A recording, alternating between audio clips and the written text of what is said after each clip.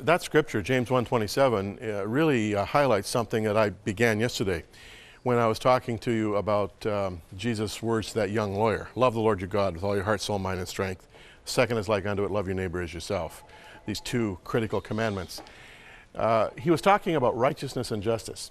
To the extent that we fulfill the demands of relationship with God, the scripture declares us righteous. To the extent that we fulfill the demands of relationship with neighbor, the scripture declares us just. Righteousness, justice.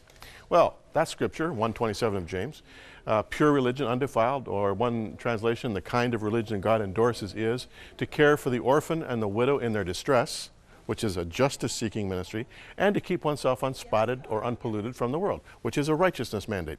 So righteousness and justice are everywhere in Scripture. In fact, in the Old Testament, you can hardly read the book of Isaiah, for instance, without running into righteousness and justice every second chapter, it seems.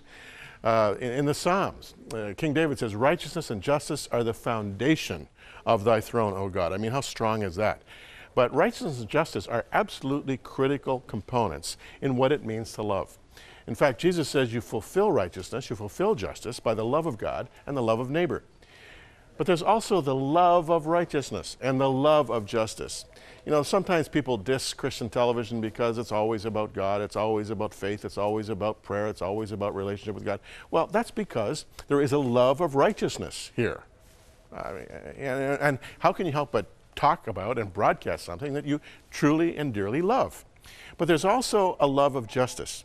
The love of the broken, the love of the downtrodden, the love of the orphan, the widow, the single-parent mom, the love of those who have no power, no real source of influence in terms of impacting their world, who are essentially helpless and hopeless.